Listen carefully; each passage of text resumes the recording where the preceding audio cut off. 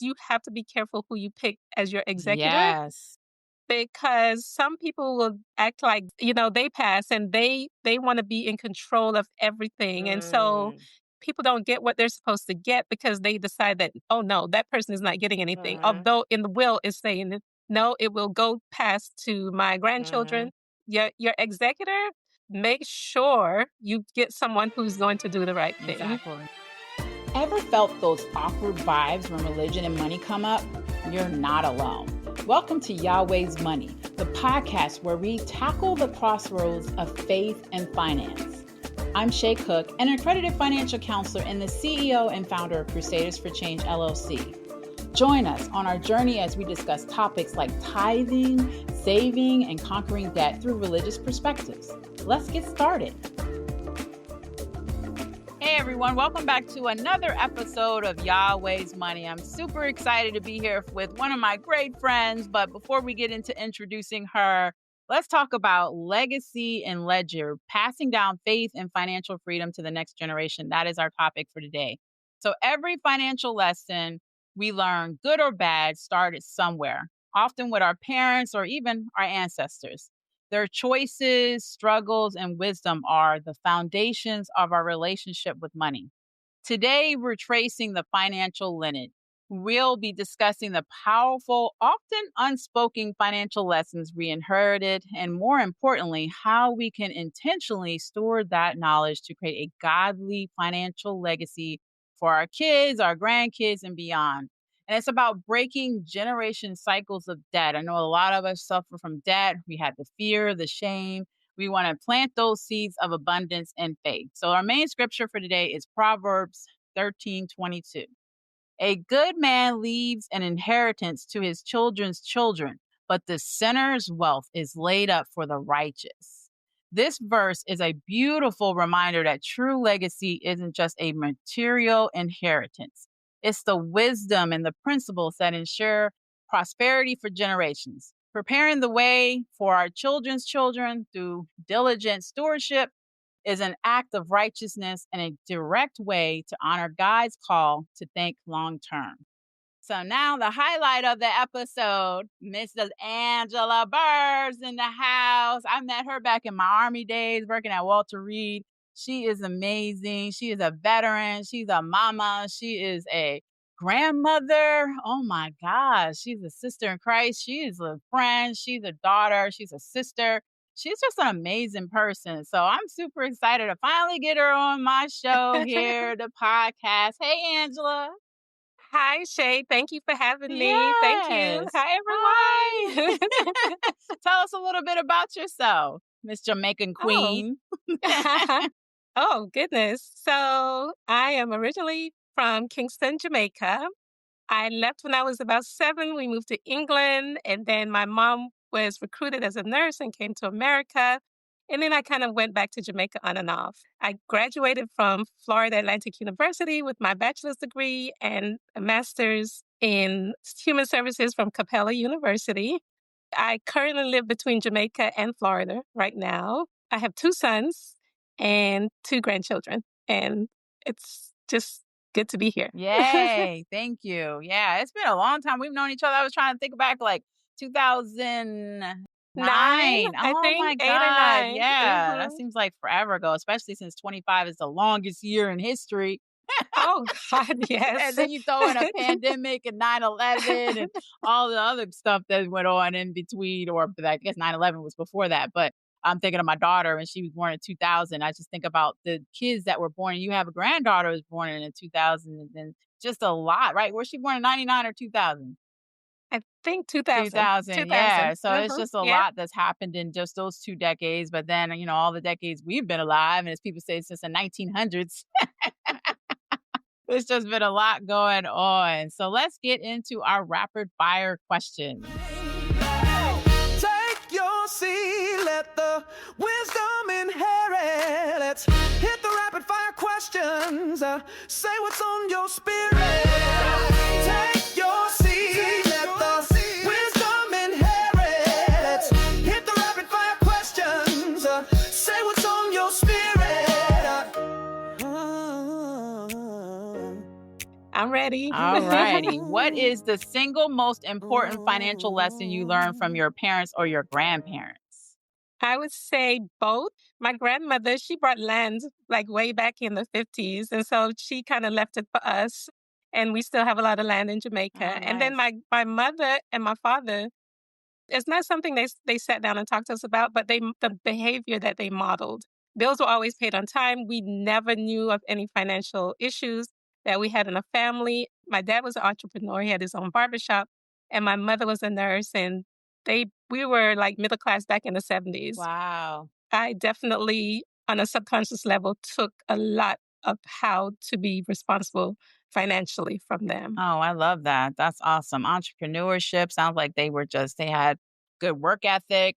That is Yes, awesome. yes. All right. Was there a moment when you realized you needed to break a negative financial pattern that you inherited, and what scripture guided you, if any?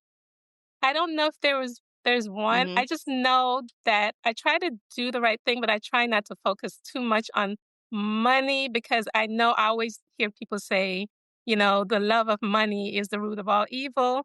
And so I want to make sure that God is first in my life before I think about anything else. And I think after that, everything kind of follows. That's really good. I know I was reading today in Romans and it was talking about idolatry and how idolatry can not only be money, it can be goals, it could be Yes, things, anything that you put above God is something you idolize. And so that love of money, exactly. it's not money, is we always got to clarify. Like she said, it's the love of money. It's not money. Money's okay, it's a tool, right? But when you start idolizing it and just wanting that above people and loving people and taking care of people, then we got a problem, y'all. So that's good. That it sounds like you always had that good moral background. Yes, Yeah. definitely. Awesome. All right. Last question. If you could share one piece of financial wisdom with your younger self, knowing it would benefit your grandchildren, what would it be?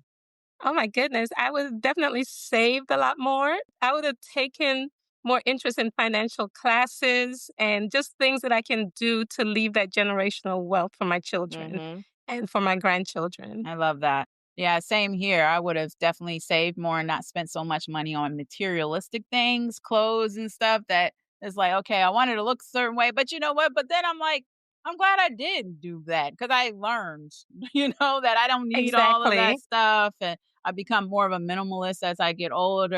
I don't buy as many Me too. material things, but I mean, I like nice vacations and stuff like that. But outside of that, and even that, I save for it. All right, awesome. Well, thank you so much. So, you know, there is a lot of stuff that happens in our life that's passed down from our ancestors, but today we're going to talk about it from the money perspective. So, when we talk about like faith and legacy, really discussing the difference between material inheritance and a spiritual financial legacy. So, like Angela is saying, it'd be nice if we were teaching our kids too, but also role model. I think that's the number one, right? We are the true role models for our children. So, how does faith compel us to think beyond our lifetime?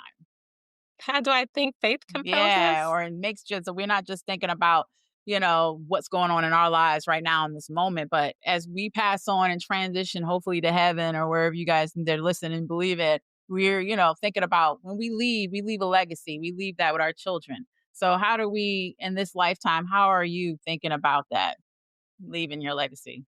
I have life insurance Mm. policies for them. I have property to pass on to them.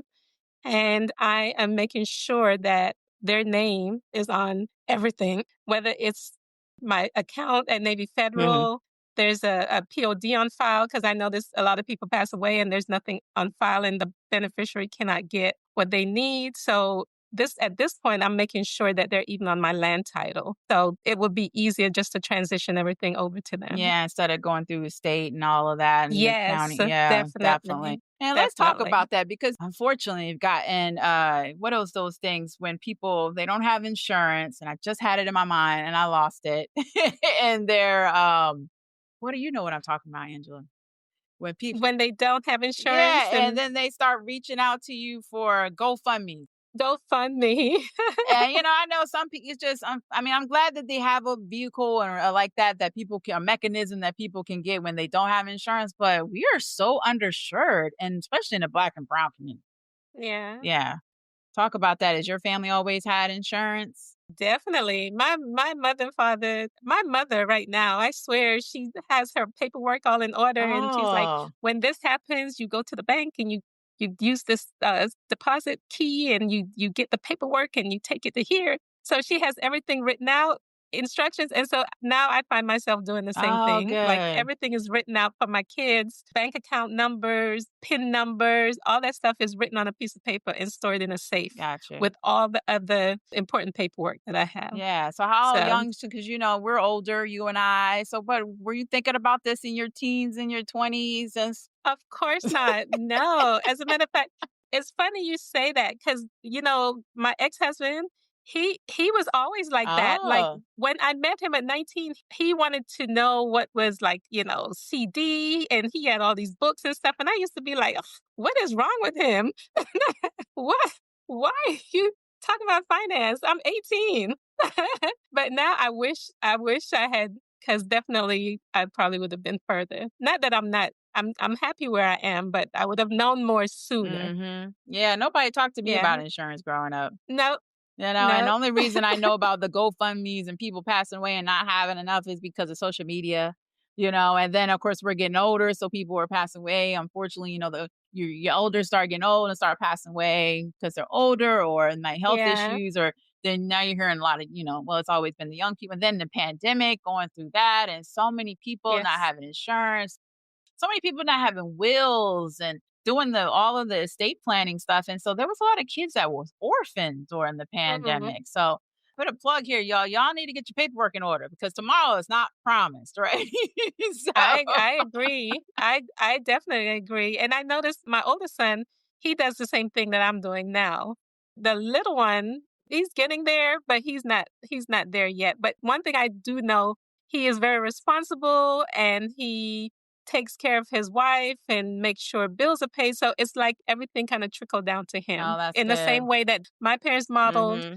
the behavior, we modeled it for them and didn't even know that we were doing Oh, that for wow. them. But now we can be Yeah. intentional. Like you said, your mother is like, Yes. are doing. He's like, okay, you see your mom doing this, I'm doing it. Now my kids are going to start doing it with my grandkids and pass it down because, Exactly. you never know the age or you never know the time or the day or the time when you're going to pass, right? So you should get your stuff in Exactly. order. And especially if you got kids, because you don't want just this crazy sibling to take care of your kid. You need to make sure guardianship is clear in your will. Did you always have a Right? guardianship? I know you both were military, you and your ex, and all that. No, we Oh, didn't. wow. We didn't have a guardianship, and I think about that now. We never thought of that at that age, because being so young and in the military, you're not thinking about that. Mhm. You're just kind of thinking taking care of kids, deployments, being that military spouse is really hard, and so me trying to work and go to school at the same time, and yeah, it was difficult. Oh, yeah. Wow, that's interesting because usually when you're doing your deployment paperwork, you gotta have some kind of guardian, but if you have a spouse, then sometimes they Yeah, let you pass that.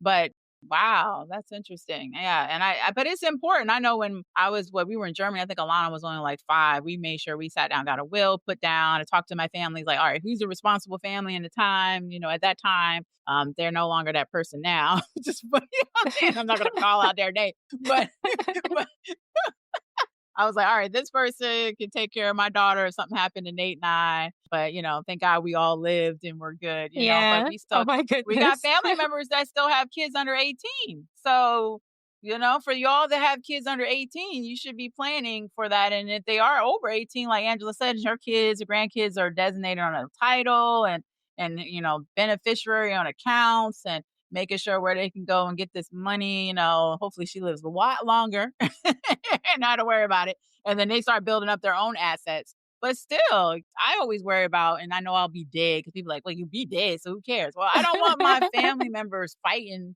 over my money and my assets. I want to be very clear. I can tell you, I just had a funeral with my sister, and Yeah. that's what's happening right I'm so now. sorry. Another thing is you have to be careful who you pick as your executor, Yes. because some people will act like, they pass and they want to be in control of everything. And so Mm, people don't get what they're supposed to get because they decide that, oh no, that person is not getting anything. mhm, Although in the will it's saying, no, it will go past to my grandchildren. mhm. Your executor, make sure you get someone who's going to do the right thing. Exactly. That's just responsible. That has this. I would say I would even go a little step further because you think you know somebody, a sibling, a family member, a spouse, a mom, a dad, but make sure their values align with your values. Right? Because they could be responsible, but they could value this thing and you value this thing. And then when you die, your people are like, oh, I thought you were responsible. But they're like, but no, I'm doing it the way I want to. Like, it's not about you, it's about the person that passed it on. So I know my Exactly. parents made me executive, but they know my mom be like, you want this? Like, no, I'm going to give everything to my siblings. I've been so good. I'll take a little bit. There's some things my mama and I, had conversations about, like, yeah, I'll get that. But I'm not gonna sit here and hold up all my parents' stuff, and actually, and they got so many grandkids, I'm definitely gonna spread the wealth, right? But yeah, I think some people just don't even have their values are aligned. And then you get into my dad, I think he had the same, his brother passed. Unfortunately, he's lost two siblings and a father. And we've heard some things. It wasn't bad, but I've had people I worked with in Coast Guard, Army, Air Force, and they other jobs, and they tell horror stories Yes. about stuff that's just held up because one, they didn't have a will, or nobody did any estate planning, and then 2 and 3, no insurance, and then 4 and 5, people just evil. So, Or another thing, the will is outdated. They oh may have a yeah, will, but a will from 1990. mm. And so that's what happened recently. Oh The will was man, outdated. Yeah. wow. Well, let's talk about some practical teaching for these younger generations that need it, right? So, simple, actionable ways to talk to grandchildren or children about money, tithing, debt free living. I mean, I told my daughter, she's like, they'll see somebody driving a nice car, a house. I'm like, I'm sure they ain't making that kind of money. I mean, you can just tell with some people, and maybe they are, and we don't know. But like, credit has made it so easy for people to just have quote unquote everything. So what do you tell your kids and your grandkids about debt or credit or anything like that? Like I said before, we model that behavior. Like we don't go into debt. We don't live beyond our means. I know my children, the spouses that they're married to, they're coming from a different background, so their ways of financial planning is kind of different. So I feel like sometimes my boys are able to talk to them more about what is the right thing to do. So the partner that you get also, they have to also know about financial planning. Mhm. Mhm. That partner is important because they can influence you one way or the other for the good or the bad, right? You Exactly, go in with a good exactly. mindset, you're like, "All right, we're gonna save, we're gonna invest, we're gonna have insurance," and they're like, I want to go on a cruise. I want to do this. I'm speaking from my experience because I was that person in the beginning of my marriage. My husband got a big, and I tell this on a couple other episodes. I'm like, my husband got this big bonus when he re-enlisted. And I was like, I want to go on a cruise. I want to do this. He's like, we got to buy furniture. I was like, And so we did what he said. And I was so grateful because we went on a cruise years later. But he was Yeah, right. We needed to put some money in savings. We needed to make sure Alana was right. We just moved from Germany to Omaha. So I was like, we had no furniture, so we had to buy a washer and dryer, and a lot of people just be out here like, oh, I'm gonna get some shoes, get me some hair, get me some clothes. I'm yeah. like, but you ain't got no furniture in your house. Oh, that's another thing I remember my parents saying, "You can't get a luxury vehicle and park it outside an apartment." Like, that was their thing. Like, if you're gonna drive the BMWs and the Mercedes, make sure you have a house first. I remember That I was was the something same she way. I said. bought my Audi, and even though I bought it when we had a townhome, we had a garage, but it was sitting outside. And I used to feel a certain way if it's not being inside a garage. I'm like, and so we eventually moved and put it in a garage. But it was just like I was raised the same way because you walk some neighborhoods, and no disrespect to anybody out there that's living like this, because I know there's people that are. You got the luxury vehicles, and then you pulling up to this broke down home or it's on the streets or whatever. It's like, why would you want to do that? Like, but I know. but that's how we Make were sure you have raised. the I'm not house saying first. it's right or wrong, but that's how we were raised, Angela. Yeah. I know. 'Cause not everybody's like that. But I feel like if you buy the vehicle before you buy the house, then, that goes against your credit, and then you might not be able to And that's why afford. people don't buy houses and at all. And we Yeah. have clients that we help in Crusaders for Change. Shout out to Crusaders for Change. And they they can't afford to buy a house because they credit is shot because they went and bought Yeah, all those cars, and they ain't even gotta be luxury yeah. vehicles. It could just be a Ford or or, anything. And not say Ford is not luxury. Oh my God, I am so bad right now. Because my husband loves his Ford F-150 Lightning, okay? But but it can be something that's not of a certain brand or a certain cost. Let me put it there, because some like Fords can be really expensive too. But of a certain cost, and then you were like you said, like Angela's saying, I can't buy a house because, and then I can barely afford this, and so it's so many scenarios. But Exactly. yeah, I mean, a house you can pass down, a car, you can pass it down, but is it gonna be worth anything? Because mm, the minute you drive it off the lot, it it depreciates. So depreciates exactly. your house is always gonna appreciate. So Yeah, those are the things you need to leave for your family, yeah. like a house, Unless you live in a certain part land. of America, and you're like, man, I don't know. But most of the times, majority of the times, the house is a great asset. It's still, and it's quoted often in many things I read, that it is the number one asset for building wealth is real estate.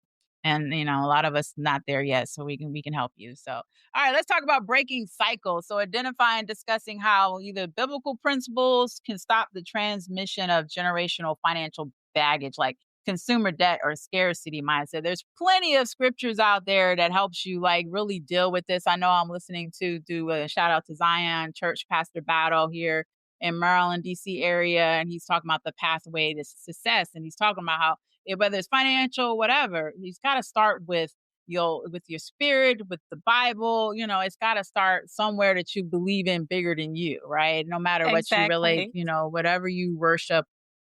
Well, I'm not gonna say whatever you worship, because you can worship many things, but we're all from Right. from my standpoint, it starts with God, okay, y'all? So how about you, Angela? Were you taught that growing up? So once again, my grandmother was very religious. Oh, okay. And so she definitely taught us about faith and having faith. But when it comes to the financial piece, she just wanted us to make sure we put God first. And then she Mm, said she felt like everything else would follow. Put God first. She didn't like beat the scriptures down on yeah. us, but she said, as long as you put God first, you will Mm. always, always, always be okay. And are you a witness to that? Yes. Oh, Yay. definitely. Yeah. Yeah. Definitely. I mean, I pray for my friends and my family members because times are just so weird, and so you never know what's gonna happen, and so I find myself like my grandmother in Jamaica, she used to get up every morning at, like, 4:30 and pray for her entire family overseas in England, Canada, America, and then she would just pray, and I remember her crying and praying, and because she was so afraid that we just all kinda left and went to, like, a different country and stuff. Mhm. And so now I find myself doing the same thing, like waking up early and praying for my family members that's all over because family don't live together like we used We to don't. back in the And days. that's Mhm. intentional. And that's a whole nother episode, right? Of talking Yeah. about how they systematically broke us apart. So because we're stronger together, and they know that as Yeah. we're living in, and you're right. Cause I'm like, man, when I go down to like Pocomoke, Maryland's near Salisbury and Ocean City, like we got a lot of tolls still down there, but there's older tolls. Most of the younger generation moved, and that's my dad's side of the family moved away. But they have land, like you talking about land down there. They got whole pieces of big lots of land named after them. My family's down there.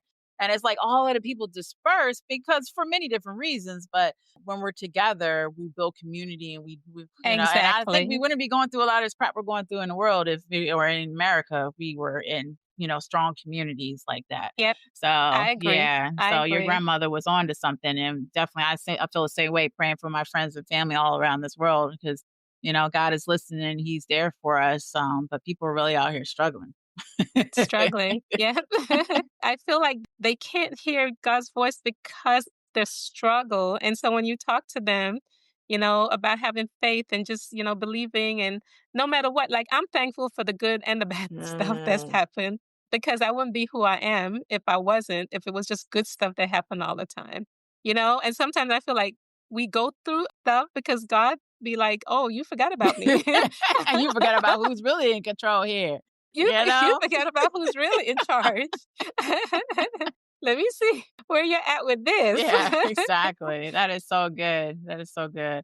And that's why I was like, that's great. The next segue to what we were going to talk about next is stewarding the story, right? How sharing our financial journey, both failures and successes, becomes the most powerful lesson we pass on.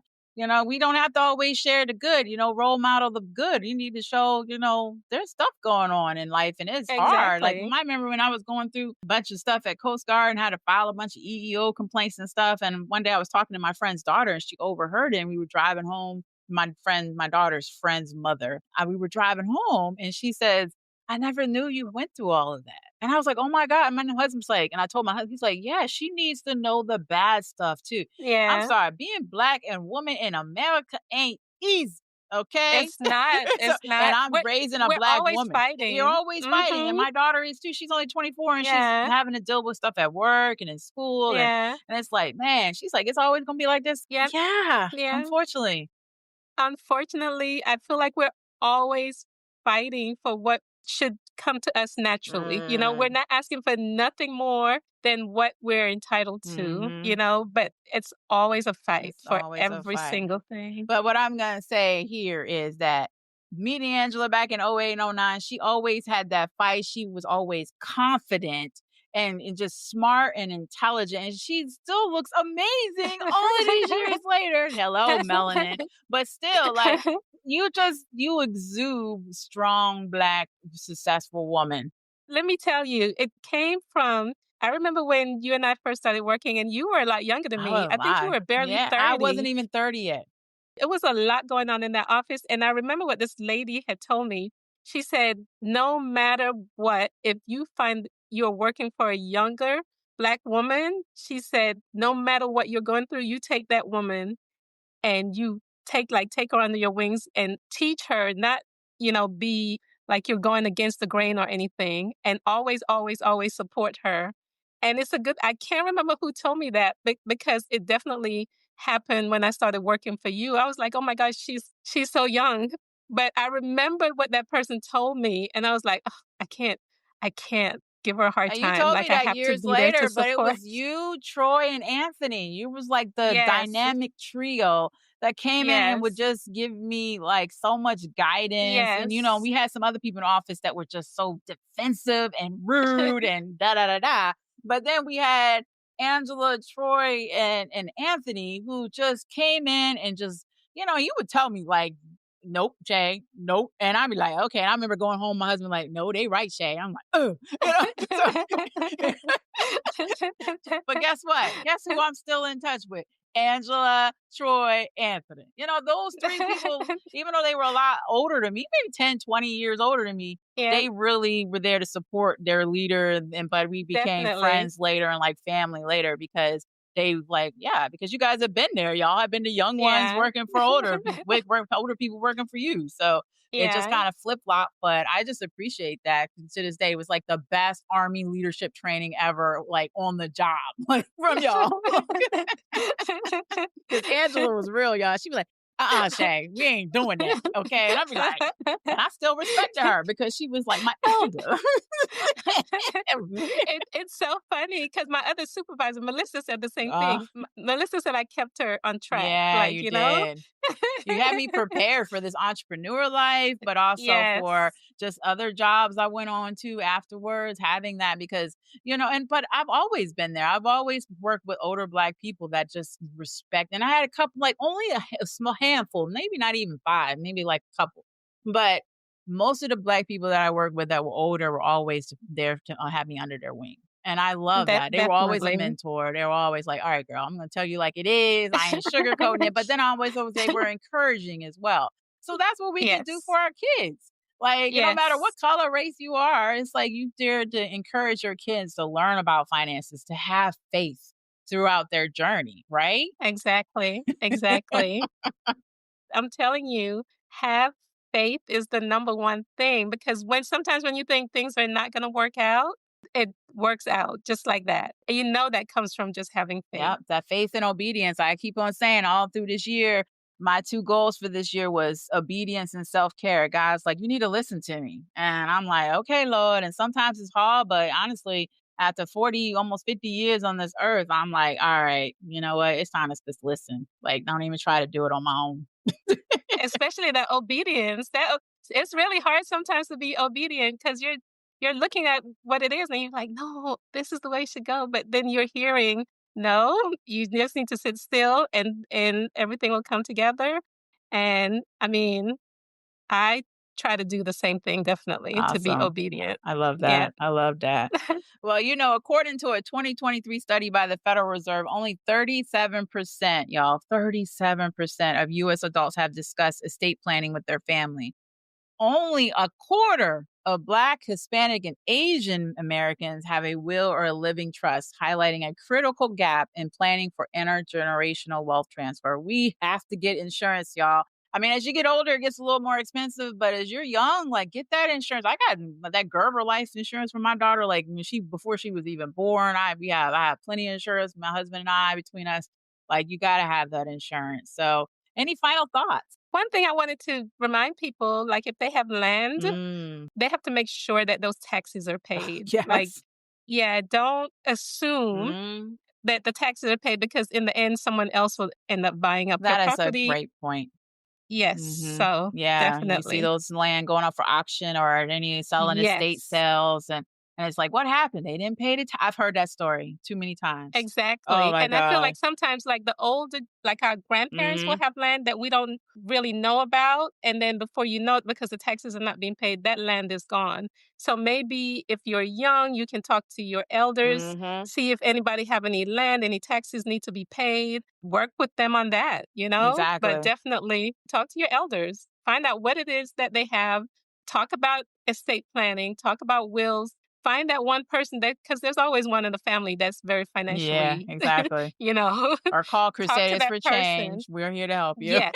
We're not gonna Yes. do the estate planning, but we're gonna get your budget and all that in order, but we're gonna point you in the right direction because like Angela said, if Exactly. there's somebody that is usually the number one place people goes for financial education and literacy is their family members. So that's a great point. And then as well, internet, Googling it or searching for it. And there's so many great .gov, .edu resources out there that can help you and teach you around that .org as well. Yeah. Exactly.